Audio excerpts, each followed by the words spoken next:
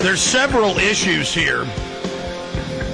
Not just the fact that there's a small intergroup of private banks owned by private families that have the vast majority of the world's wealth, or that they changed the rules in the mid-'90s and then in 99, getting rid of the Glass-Steagall Act to where they could go from 10-to-1 fractional reserve banking. Private banks can loan out on average $10 for every dollar they have. Well, in the mid-'90s, they went ahead and said, no, we can loan out $100 for every $2 we have. And then in 99, they said, we can basically loan out unlimited. You can just do whatever you want, but only select banks. J.P. Morgan, Chase, Bank of America, just a few others. Only 4 major banks that are actually owned by the families that also own the private stock in the Federal Reserve. Okay? Listen to me carefully, ladies and gentlemen. When you watch regular financial news, you read the financial publications, you're going to be given limited information. Not so much that it's even a lie, it's just that they're lying by omission. Now, all that's changing now.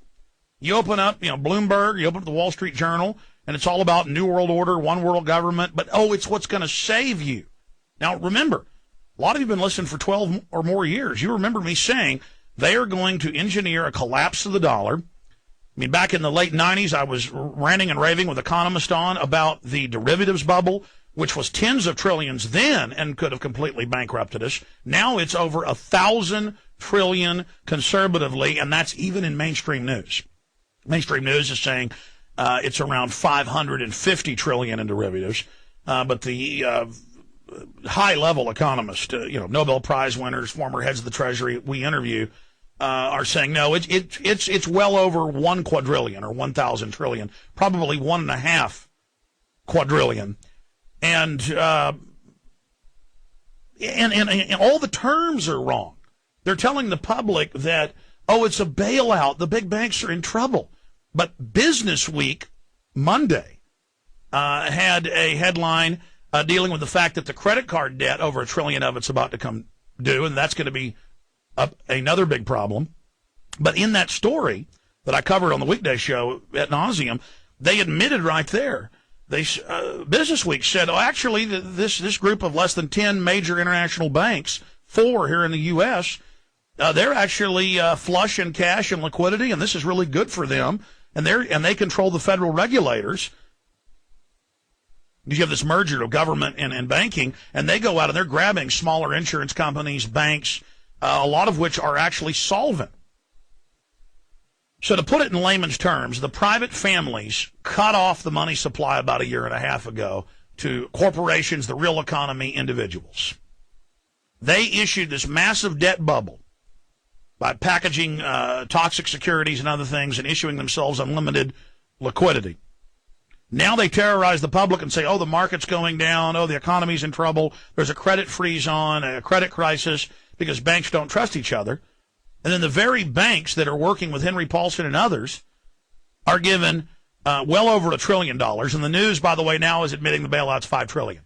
As we told you 2 weeks ago, just type in bailout now reaches $5 trillion. You'll see a bunch of mainstream news articles in the last 3 or 4 days. I told you, $5 trillion. $5 trillion's conservative. Some say it'll go above $10 trillion. Now understand the whole GDP of the country is $3 trillion in a year. So what are these private banks doing? They're the solvent big central banks. They're the big boys. Other banks are just playing games compared to them. They own stock in the private Federal Reserve. They control the government. This isn't the government buying into the banks. This is the banks becoming the government. The government dumps trillions of dollars into them and then gets no voting shares in Bank of America, in Citigroup, in J.P. Morgan Chase, and then the fourth one, but it's kind of the weaker fourth. It's smaller compared to the others, but it's still in that class. And that's, of course, Wells Fargo. So they're taking over the government, not the government taking over them. This has been called socialism. This is not socialism. This is called robbery. If the people were being taxed to then give this money back to the public, helicopter Ben Bernanke, said, I'll dump money out of helicopters. Well, he's not dumping money out of helicopters over your neighborhoods. He's dumping it over the Federal Reserve and a few private banks, and that's it. And so what are they doing? Oh, it didn't unfreeze the markets. The banks need trillions more. They're still not loaning. They're still not talking to each other.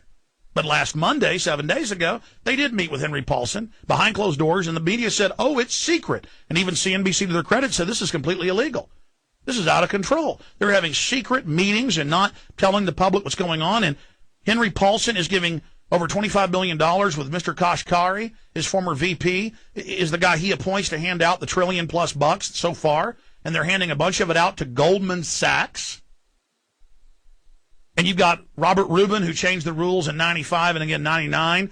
Bill Clinton's Treasury Secretary, and then Summers did the same thing. And their former Goldman Sachs. So Goldman Sachs is the management group for the private Federal Reserve families. They're the brokerage firm that is handing this $1 trillion+. It's already over $1 trillion. They're talking about $4 trillion more to them. And then they're going to take the money offshore. They're going to buy real assets with it. They're going to inflate that. They're going to leverage it out. They're going to do leverage buyouts of companies in this depressed economy. So they depress the economy by shutting liquidity off. They then panic the Congress and the parliaments of Europe into giving them, what is it, $2.2 trillion in Europe so far, pumping into their coffers. And then, after they've done that, they continue to cut off liquidity and cash to Main Street. It completely goes into recession and then depression, and then they buy everything up for pennies on the dollar. But that isn't enough for them.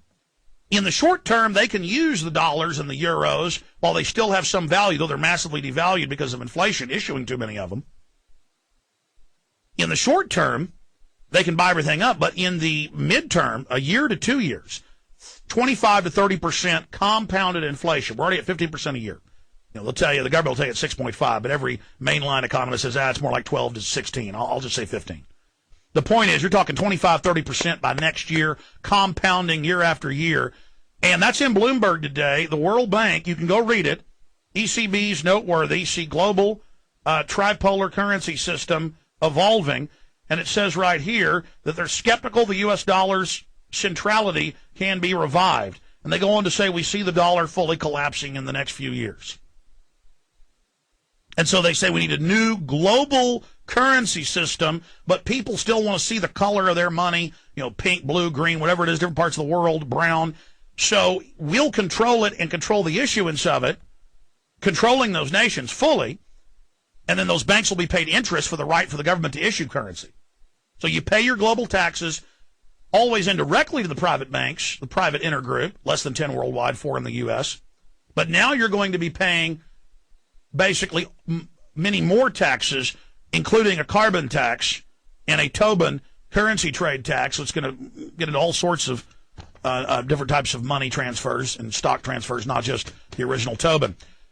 So they engineer the crisis. They offer the solution, which is a new world order. That's their words. I mean, Gordon Brown, Nicolas Sarkozy, all of them are calling, quote, new world order, global currency, global regulation by the banks, and they're the ones that engineered it all. And they are, by design, the banks want to bankrupt things. They're not free market. These corrupt banks, these central bankers, they engage in fraud. They want to implode economies so they can consolidate them and have management over them. And that's what's stated over and over again. The international banks, that's why they fund socialism and communism. Those are systems that consolidate the population's wealth. When we come back, we'll take your phone calls and get more into this and how we can stop it. Stay with me.